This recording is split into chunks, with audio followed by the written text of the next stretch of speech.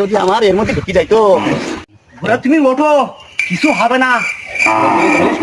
ধরবা না, তুমি ওঠো। পরে আমার বিশ্বাস নেই তুমি একটার ওপরে সে দিকা যাবেন, তুমি ধরো, আমি ওঠো।